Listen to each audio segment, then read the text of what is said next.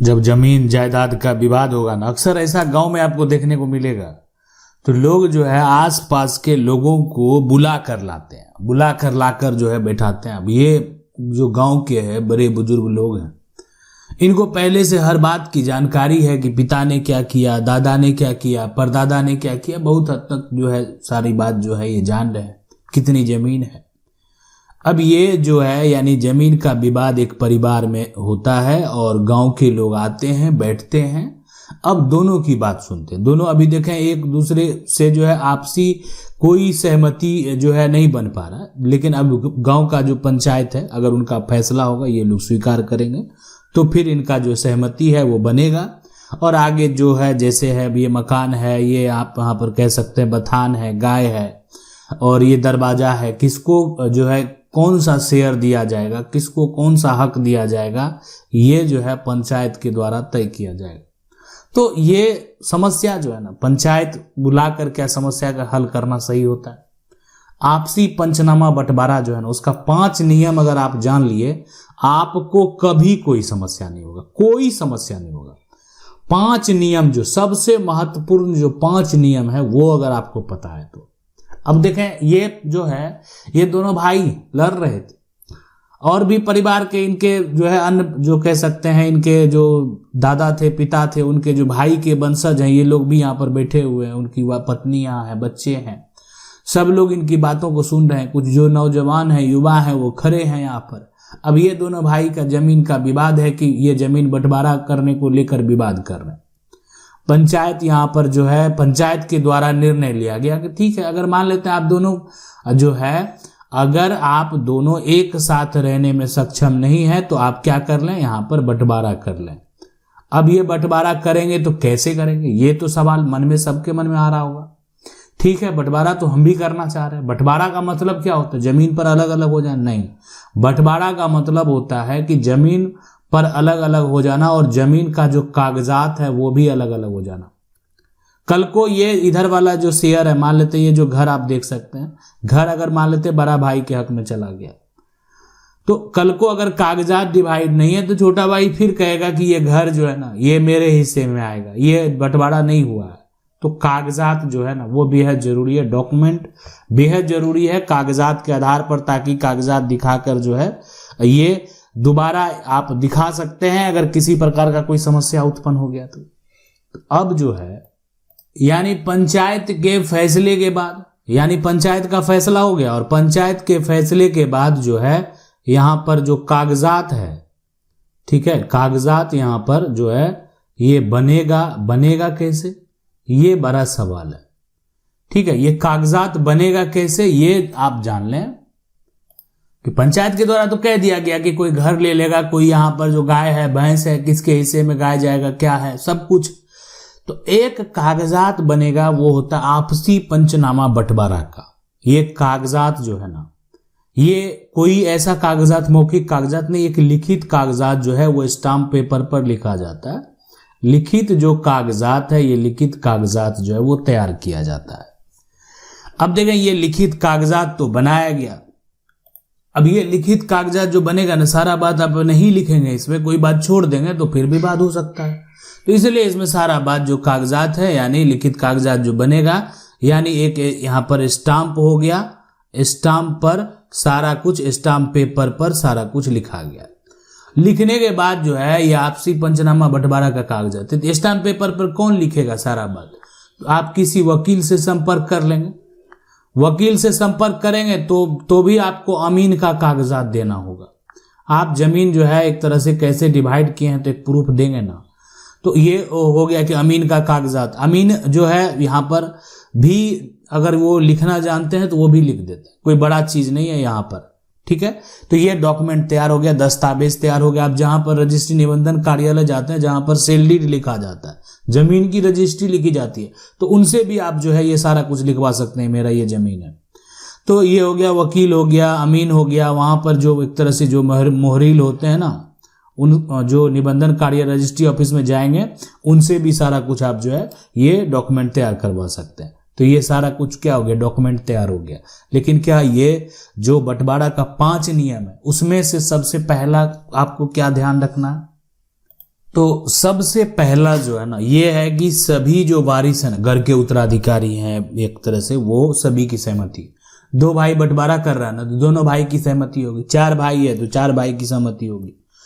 खतियान अगर यहाँ पर परदादा के नाम से दर्ज है, परदादा के नाम खतियान है, नाम यहाँ पर क्या है, खतियान है, और यहाँ पर खतियान परदादा के नाम है, ये बिल्कुल बात सही है। लेकिन यहाँ पर जो जमीन का यहाँ पर लगान रसीद है, लगान रसीद जो है ये जो है आपके दादा के नाम है, ये हो सकता है, या आपके पिता के नाम है, या आपके परदादा के नाम है, ऐसा भी हो सकता है। तो तीनों का जो केस है ना, यानी दादा हो गए ये यहां पर, या यहीं पर हो गए परदादा, परदादा, ठीक है, परदादा। तो देखें क्या होगा कि अगर ये खतियान उन्हीं के नाम पर है और लगान रसीद परदादा के नाम से है, तो परदादा का कितना उत्तराधिकारी हो, दादा है, यहाँ पर छोटे दादा होंगे, यहाँ पर छोटे दादा के जो है आज जो है पिता, आप 2 भाई लड़ रहे हैं, ये बड़ा भाई है, बड़ा भाई और छोटा भाई, ये दोनों लड़ रहा है। लेकिन ये जो है ना छोटे दादा हैं, इनके जो है एक तरह से बेटे हैं, इनके 2 बेटे हैं, फिर इनके 3 बेटे हैं, तो सब परिवार का जितना लोग है ना, सब लोग है जो जीवित है, तो सभी का सहमति होगा। इसलिए परदादा के नाम के खतियान जो है अब अपने नाम पर जो है जमाबंदी कायम कराना चाह रहे हैं, अपने नाम पर जमीन का लगान रसीद लेना चाह रहे हैं, अपने नाम पर जमीन का पंचनामा जो है वो बनवा रहे हैं। तो ये पंचनामा जो आप बनवाए, उसमें जितना जमीन मौजूद आप लिखे हैं ये मेरा हक हिस्सा है, उस पे ये जितने लोग जीवित हैं, मान लेते हैं आपके पिता जीवित नहीं है, ठीक है, आप पिता जीवित नहीं है, लेकिन ये आप हैं, ये हैं, और आपके छोटे दादा जो हैं वो अभी जीवित हैं, या इनके जो बच्चे हैं ये अभी जीवित हैं, तो ये लोगों की सहमति, यानी ये लोगों का हस्ताक्षर, सिग्नेचर, यानी परिवार में ये आपसी सहमति का मतलब तो यही हुआ कि सभी लोग जो है सहमत हो। तो बंटवारा तभी वैध माना जाएगा जब सभी कानूनी वारिस जो है, जो कानूनी वारिस है, हिस्सेदार सहमत हो। कोई एक व्यक्ति असहमत है तो पंचनामा कमजोर पड़ सकता है, और पड़ता भी है, कोई बड़ी बात नहीं है। अरे पंचनामा बनवा रहे हैं और जो है हिस्सेदार जो है आपको सपोर्ट नहीं कर रहा है, तो इसका मतलब है कि आप कोई गलत कार्य कर रहे हैं। जरूरी नहीं है कि आप कर रहे होंगे, लेकिन हिस्सेदार जो है वो क्या कर रहा है, असहमति जता रहा है, तो ऐसे सिचुएशन में ये पंचनामा जो है वो कमजोर पड़ जाता है। अब लिखित पंचनामा की अगर बात करें, रिटर्न एग्रीमेंट का सिर्फ मौखिक बंटवारा सुरक्षित नहीं है, स्टाम्प पेपर पर लिखित समझौता आपको करना चाहिए। इसमें साफ साफ लिखे किसे कितना हिस्सा मिला और किस खेसरा प्लॉट में हिस्सा गया है, ये सारा स्पष्ट बात जब स्टाम्प पेपर पर लिखा हुआ रहेगा तो ये हो गया, ये सभी तो की सहमति। तो लिखित पंचनामा जो है ना, रिटर्न एग्रीमेंट बेहद जरूरी है। मौखिक तौर पर जो अगर आप कर ही लिए तो फिर ये लोगों की सहमति की जरूरत कहाँ है, वो सब मौखिक ही है और कभी कोई मुकर सकता है। स्टाम्प पेपर पर अगर लिखित समझौता हो गया तो फिर जो है कोई मुकरेगा नहीं, कल को आप दिखाएंगे वो कागजात, और आपका जमीन का जो लगान रसीद है वो भी आपका अलग हो जाएगा, आपका जमीन का जो जमाबंदी है वो भी आपका अलग कायम हो जाएगा। यानी आप जमीन का रसीद अलग कटा लेंगे, जमाबंदी आपका अलग कायम हो जाएगा, और जमीन पर आपका दखल भी कायम है, तो फिर आपको किसी प्रकार का कोई भी समस्या नहीं होने वाला। जब ये जो है ना पंचनामा का कागज बन जाएगा तो गवाह बेहद जरूरी होता है। देखें, हर एक तरह से जो भी आप करें, कोई विवाद हो, मामला कोर्ट में हो, या जो है कोई आपको फंसा रहा है, उलझा रहा है, वैसे सिचुएशन में भी पूछा जाता है गवाह से ही, यानी जो आसपास के लोग हैं, जो यानी कम से कम 2 से 3 जो है स्वतंत्र गवाह होने चाहिए। गांव के मुखिया, सरपंच या सम्मानित व्यक्ति के हस्ताक्षर होने से मजबूती मिलती है।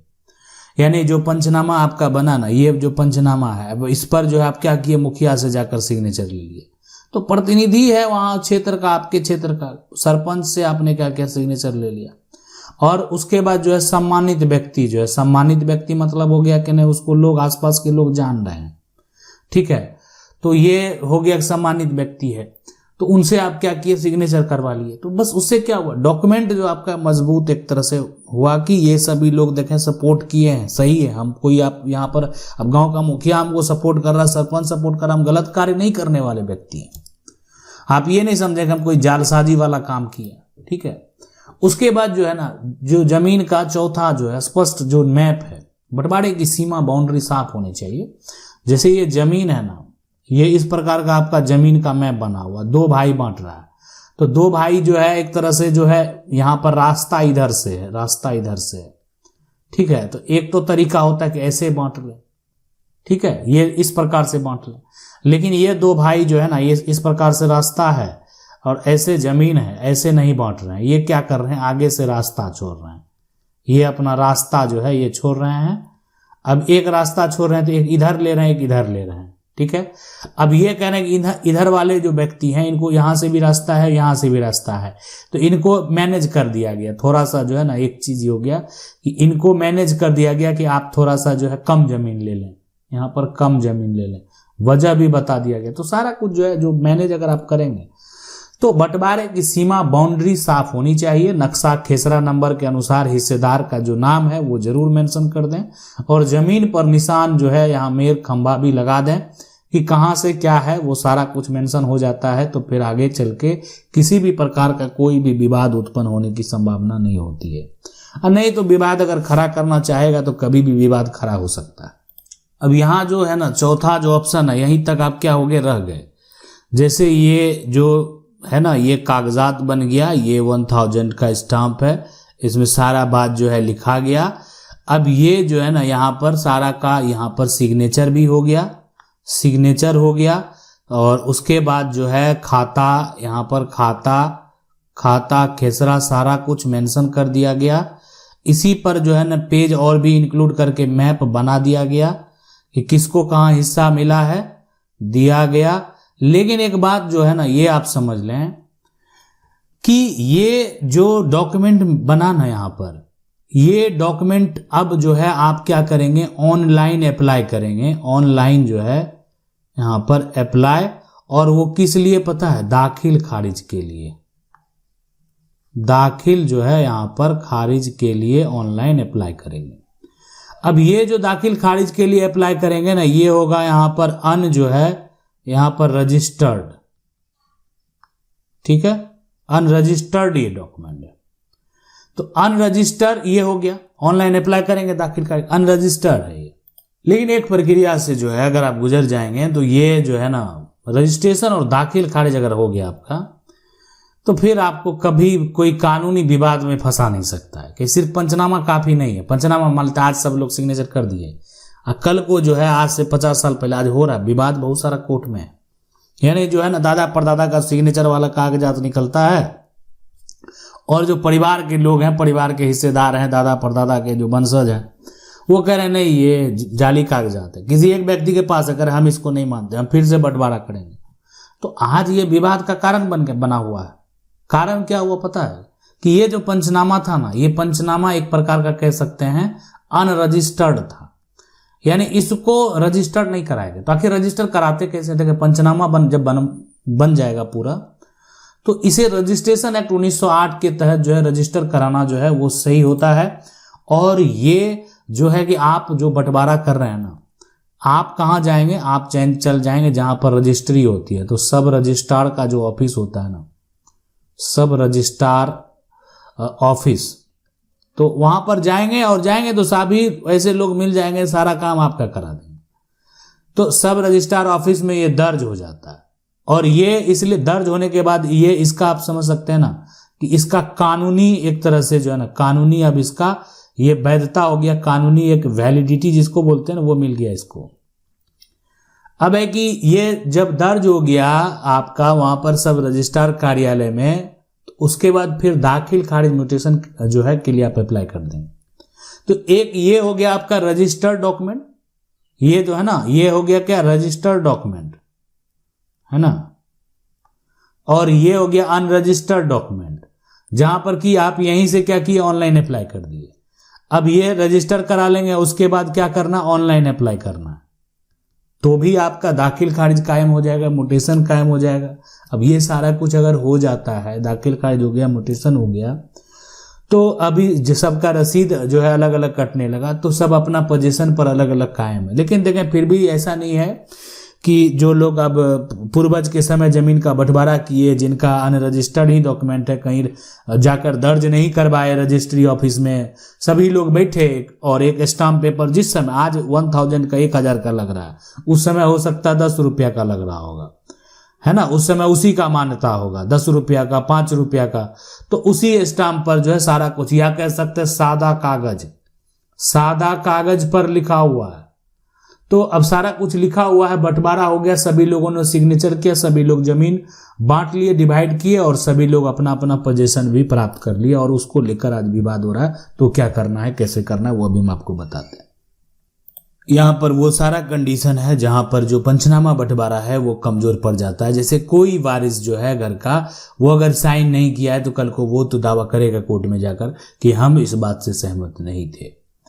कोई गवाह नहीं है यहाँ पर, तो गवाह जो है ही नहीं, कागजात आप प्रस्तुत करेंगे, कहेंगे इस पर तो कोई गवाह भी नहीं है, आप कैसे कागजात बनाए थे, कोई नहीं था आसपास का लोग। तो जमीन का स्पष्ट बंटवारा नहीं लिखा हुआ, कुछ भी लिखा हुआ नहीं है, रजिस्ट्रेशन नहीं हुआ, तो विवाद हो गया। तो क्यों ना कमजोर हो पंचनामा। आज जो है ये कागजात आप निकाल रहे हैं, ये जो है पंचनामा है, ये पंचनामा कमजोर क्यों नहीं होगा। ठीक है, ये पंचनामा कमजोर होगा, इसलिए कमजोर होगा कि इस पर जो घर का उत्तराधिकारी है, यानी चाचा का जो बेटा है, बेटा यहां पर उसका नाम जो मुकेश है ना, वो साइन कहाँ किया था, तो मुकेश का दस्तखत ही नहीं है, और आप जमीन डिवाइड कर लिए। तो मुकेश जो है ये तो कभी भी जाकर कह सकता है कि हम साइन नहीं किए, चाचा का बेटा मुकेश साइन नहीं किया है, और गवाह तो है ही नहीं, और बंटवारा भी स्पष्ट तरीके से नहीं लिखा हुआ, रजिस्ट्रेशन नहीं हुआ है, तो विवाद हुआ। तो अब ये जो है एक तरीके से आप अपना पक्ष रखेंगे, तो पंचनामा प्लस रजिस्ट्रेशन प्लस दाखिल खारिज। अगर आपका जमीन का एक पंचनामा तैयार हो गया, रजिस्ट्रेशन जो है आप हो गया, रजिस्टर्ड हो गया, और आपका दाखिल खारिज हो गया, ये तीनों प्रक्रिया से अगर आप एक तरह से गुजर गए ना, पूरी कानूनी सुरक्षा मिलेगा। मतलब एक तो जमीन पर कब्जा भी है, दखल भी है, साथ में सब रजिस्ट्रार कार्यालय में जाकर जो है आपका पंचनामा रजिस्टर्ड भी हो गया, और आप उसके हिसाब से क्या किए, म्यूटेशन भी करा लिए। तब इतना आसान नहीं है, यानी आपको कानूनी तौर पर अब पूरा सुरक्षा मिला हुआ है। अब है कि बिना रजिस्ट्रेशन वाला जो पंचनामा है वो कोर्ट में कैसे साबित करेंगे। मान लेते हैं पंचनामा बनाए और रजिस्ट्रेशन हुआ ही नहीं है, तो देखें ये कोर्ट में अब साबित करना है, तो ये तो बड़ा चैलेंज है कि रजिस्ट्रेशन हुआ नहीं है। इसलिए आज जो ये है ना पुराना जजमेंट आपके पास लाए हैं, ये जो है ना, यानी 21 यहाँ पर जनवरी जो है 1976 का जो जजमेंट है, फैसला है, और वो भी किसका, सुप्रीम कोर्ट का फैसला है। परिवार के अंदर समझौता हुआ तो इसे जो है फैमिली सेटलमेंट के रूप में पेश करें। यानी सुप्रीम कोर्ट की अगर बात करें तो सुप्रीम कोर्ट जो है, सुप्रीम कोर्ट के द्वारा इस जजमेंट में जो है यहाँ पर काले वर्सेस जो डिप्टी डायरेक्टर है, परिवार इस जजमेंट, इस केस में ना साफ साफ कहा गया सुप्रीम कोर्ट के द्वारा कि ये पारिवारिक समझौते को मान्यता देती है, और बहुत पहले ऐसा कहा गया। अगर ये पहले से हुए बंटवारे कब्जे को रिकॉर्ड करता है तो बिना रजिस्ट्रेशन भी यहाँ पर सहायक जो है साक्ष्य बन जाता है। तो इसलिए यानी ये बेहद महत्वपूर्ण है। बिना रजिस्ट्रेशन वाला पंचनामा जो कोर्ट में अगर कोई विवाद खड़ा कर देना, तो एक ऐसा जजमेंट है, सही कानूनी आधार तो आपको चुनना पड़ेगा ना। एक ऐसा ये जजमेंट सबसे पुराना जजमेंट है, यानी सबसे पुराने जजमेंट में सुप्रीम कोर्ट ने ऐसा कहा कि अगर आपके पहले से अगर बंटवारा हो चुका है तो कब्जे को वहां पर रिकॉर्ड करता है कि आखिर अभी वर्तमान में किस प्रकार से व्यक्ति का दखल है। यानी अब हिस्सेदार कहेगा हमको कि आप गलत जगह मकान बना लिए, तो कब्जा पोजीशन को सबसे बड़ा सबूत बना है। कोर्ट देखती है कि जमीन पर असल में कौन बैठा है, आपके हिस्से में लगातार जो है वो दिखाइएगा, सबूत जो है, लगान, राजस्व रसीद, बिजली पानी कनेक्शन, यानी फसल बोने और यहाँ पर कटाई के रिकॉर्ड जो है, गवाह, बाउंड्री, मेर, खंबा की फोटो का वीडियो बना लें आप कि आखिर अभी वर्तमान स्थिति क्या कह रही है। लंबे समय का शांतिपूर्ण कब्जा आपके पक्ष को बहुत मजबूत करता है। परिवार का हिस्सेदार विवाद खड़ा कर दिया कि हमारे हिस्से की जमीन पर परिवार का हिस्सेदार या बिना बंटवारे जो है आपने जमीन पर मकान बना लिया। अब ये जो है आप वो उनका कहना है, लेकिन बंटवारा हुआ वो भी किसी जगह पर कायम है और भी हिस्सेदार किसी जगह पर कायम है। और आप क्या कर रहे हैं, आप मकान बना लिए, मकान में आपके पास जो है ना बिजली का कनेक्शन आ गया, आप पानी का कनेक्शन ले लिया, आप रसीद लगान सारा एलपीजी सब आपके पास है। या कोई ऐसा जो है ना खेती वाली जमीन है तो आप फसल बोने कटाई का पूरा रिकॉर्ड आपके पास है, आपके पास गवाह हैं जो कि आपके पक्ष में गवाही देंगे। आप जो है एक तरह से फोटो वीडियो बना लेंगे कि किस प्रकार से आप जो है फसल बो रहे थे, कटाई कर रहे थे, और ये बीच में आकर जो है विवाद खड़ा कर रहा है। तो आज ये कोर्ट में जाकर जो है एक तरह से झूठा स्टेटमेंट दे रहे हैं कि इनका जो है बंटवारा नहीं हुआ। बंटवारा तो बहुत पहले हो गया है, सबका पोजीशन भी अलग अलग है, लेकिन ये बंटवारा जो हुआ है वो एक तरह से एक सादा कागज पर हुआ है और उसी आधार पर सभी लोग जमीन का पोजीशन जो है वो कायम किए हुए हैं। और ये सादा कागज का बंटवारा हमारा किया हुआ नहीं है, ये हमारे पूर्वज का किया हुआ, दादा परदादा के द्वारा जो है ऐसा बंटवारा किया गया। अब है कि यहाँ पर तीसरा जो यहाँ बिना रजिस्ट्रेशन तो कोलैटरल जो पर्पस है ना में पंचनामा जो है यहाँ पर इस्तेमाल करें। जैसे रजिस्ट्रेशन एक्ट 1908 के तहत अनरजिस्टर्ड डॉक्यूमेंट को सीधे मालिकाना हक साबित यहाँ पर करने के लिए वो नहीं है, लेकिन सहायक सहायक उद्देश्य जो है के लिए पेश किया जाता है। मतलब ये होता है ना कि जब कोर्ट में आप सबूत देने जा रहे हैं, दिखाने जा रहे हैं, तो लोग जमीन का खतियान लेकर क्यों जाते हैं कोर्ट में? इसलिए कि ये रजिस्टर्ड डॉक्यूमेंट है। लोग जमीन का केवाला लेकर क्यों जाते हैं कोर्ट में? ये एक रजिस्टर्ड डॉक्यूमेंट है। अब अनरजिस्टर्ड डॉक्यूमेंट जो है यानी आपका लगान रसीद है नहीं है उससे कोई लेना देना नहीं होता है, आपका टाइटल है कि नहीं वो डॉक्यूमेंट देखा जाता है।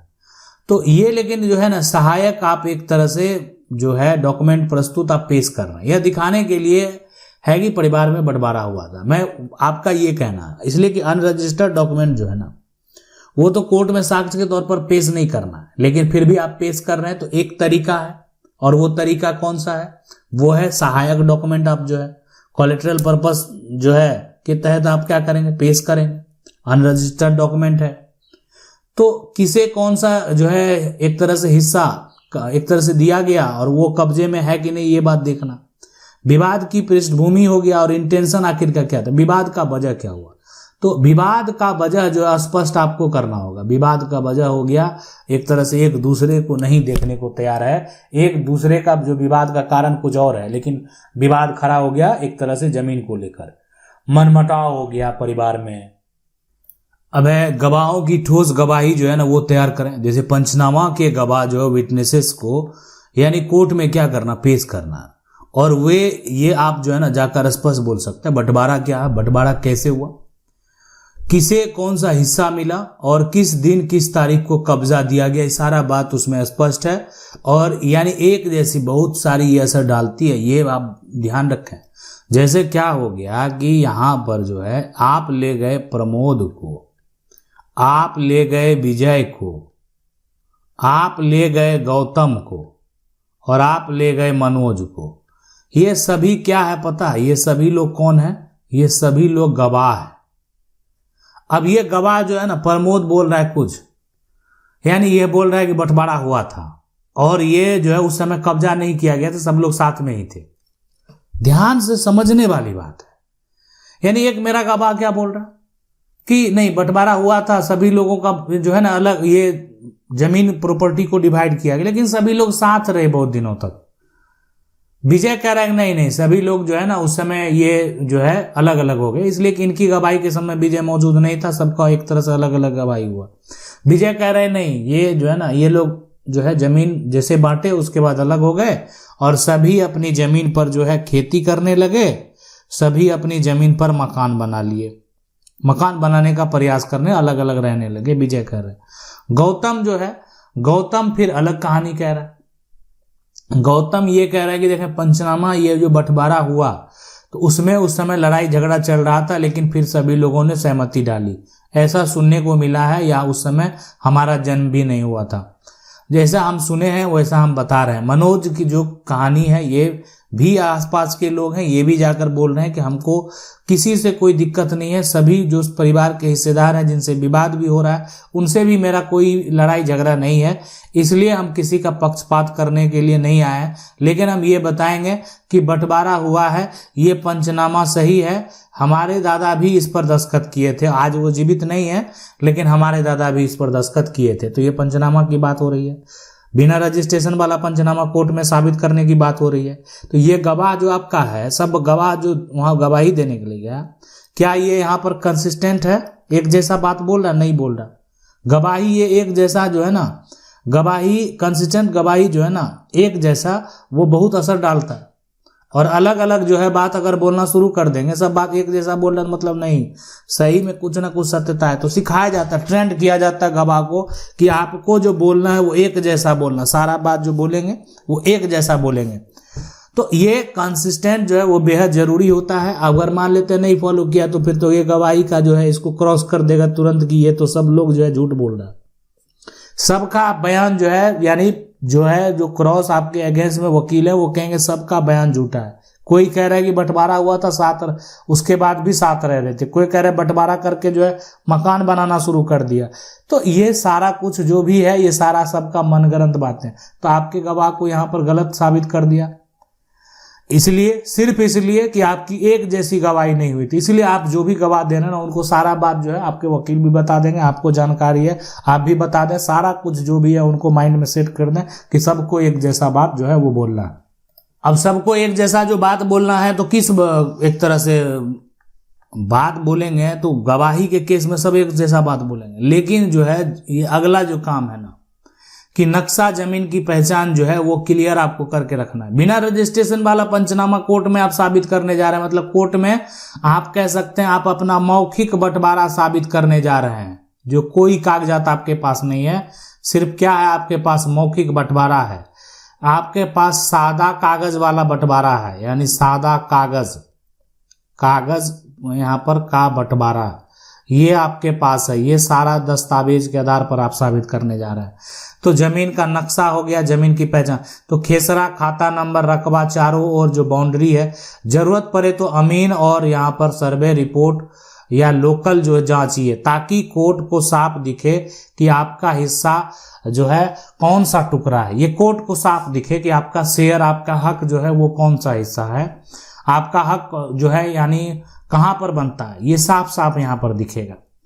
ठीक है, अब यहां पर देखें कि ये जो अगर आप क्या किए कि आप जो है अमीन से मेजर करा लिए, अमीन से नापी, से यहां पर नापी, और ये भी कौन सा अमीन है, सरकारी अमीन है, यानी आप एक कोई प्राइवेट अमीन से भी नापी करा लिए, हो सकता है सरकारी अमीन जो है वो आपको ज्यादा समय नहीं दे पाए, तो जो निजी अमीन, प्राइवेट अमीन, उससे आप एक तरह से सारा कुछ देख चुके हैं, और उसी को सिर्फ चेक करने के लिए जो सरकारी अमीन है कि वो सही किया है कि नहीं किया, वो सरकारी अमीन आएंगे एक बार चेक कर लेंगे सिर्फ।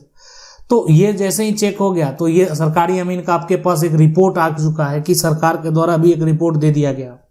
अब इसमें ये साफ साफ दिख रहा है कि आपका पोजीशन कहां पर है, ये बेहद जरूरी है, पोजीशन यहां पर कहां है, यानी आपका जो आप जिस जमीन पर का उपयोग कर रहे हैं वो खेत कहां है, आप जिस जमीन का उपयोग कर रहे हैं वो मकान कहां पर बना हुआ है, किस पोजीशन पर बना हुआ है। तो ये तो सारा एक रिपोर्ट तैयार हो गया।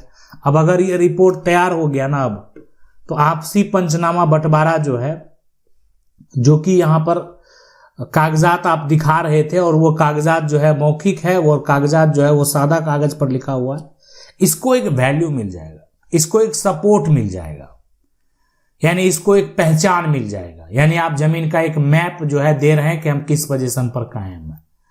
तो मैप हो गया, जमीन का पहचान अगर आप क्लियर रखते हैं तो आपको किसी प्रकार का कोई समस्या नहीं होगा। अब आपके मन में बहुत सारे सवाल चल रहे होंगे, क्या मौखिक बंटवारा जो है, यहाँ पर मौखिक बंटवारा रद्द हुआ है, यहाँ पर बंटवारा जो है वो यहाँ पर कैंसल होगा, यहाँ पर कैंसल होगा।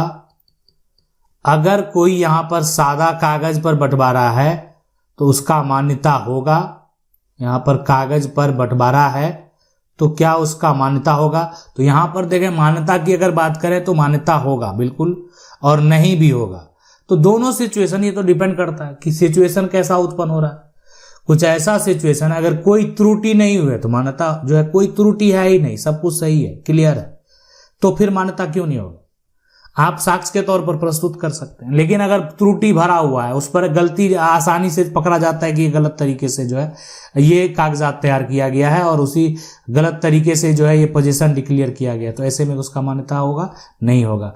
अब ये डिपेंड करता है, ये दोनों केस जो है ना वो कोर्ट में साबित करना होता है। जब विवाद हो गया तो दोनों केस जो है कोर्ट में क्या करना होगा? साबित करना होगा कि आखिर ये जो है डॉक्यूमेंट मान्य है या नहीं है। लेकिन जब रजिस्टर्ड डॉक्यूमेंट आ गया, सब रजिस्ट्रार कार्यालय से जो बंटवारा का कागजात आपका बनकर चलाया है, उस कागजात को कोई झुकला नहीं सकता है। उस कागजात के हिसाब से वो सारा कुछ जो है आपका कोई तरह का दिक्कत नहीं है, सारा कुछ जो सही है वो कागजात यहाँ पर मायने रखता है। ठीक है, तो अगर आप ये कर लेते हैं कि जो ये बिना रजिस्ट्रेशन वाला है तो समस्या उत्पन्न होता है। अगर रजिस्ट्रेशन वाला है, यानी एक हो गया बिना रजिस्ट्रेशन वाला, दूसरा यहाँ पर हो गया रजिस्ट्रेशन वाला।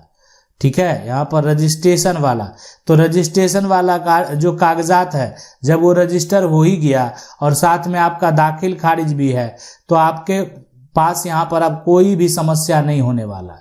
तो जो रजिस्टर्ड डॉक्यूमेंट है उसको कोई भी क्या कर सकता है? झुकला नहीं सकता। कुछ भी हो जाए झुकला नहीं सकता। सेल डीड जमीन की रजिस्ट्री हो गई, आप झुकला सकते हैं? नहीं झुकला सकते। आपको लग रहा है कि यहाँ पर गलती हुई, फर्जीवाड़ा हुआ, जालसाजी हुई, तो आप उसको कैंसिल कराने के लिए केस फाइल कर सकते हैं, लेकिन आप उसको झुकला नहीं सकते हैं, इसलिए कि उसकी रजिस्ट्री हो चुकी है। अब उसको कैंसिल कराने के लिए आपको क्या करना पड़ेगा? कानूनी प्रक्रिया में जाना होगा। अगर कोई यहाँ पर रजिस्ट्रेशन वाला पंचनामा बंटवारा है और आपको आपत्ति है, नहीं ये बंटवारा सही नहीं है, और आपके पास साक्ष्य है ये बंटवारा सही नहीं है, उस समय जो हुआ गलत हुआ, तो आप अगर यहाँ पर इससे संबंधित साक्ष्य पेश करना चाहते हैं तो आप क्या करेंगे? आप सिविल कोर्ट में केस फाइल करेंगे। सिविल यहाँ पर कोर्ट में क्या करना है? केस फाइल करना है। और सिविल कोर्ट में यहाँ पर जो है ना केस फाइल करके जो है आप अपना समस्या का जो निदान है, समस्या का जो हल है वो निकाल सकते हैं। आशा करते हैं वीडियो अच्छा लगा होगा। वीडियो को लाइक जरूर कर दें। चैनल को अगर पहली बार देख रहे हैं तो चैनल को क्या करना? सब्सक्राइब करके जो बेल आइकन है उसको जरूर दबा लें। मिलते हैं अगले वीडियो में, तब तक के लिए जय हिंद।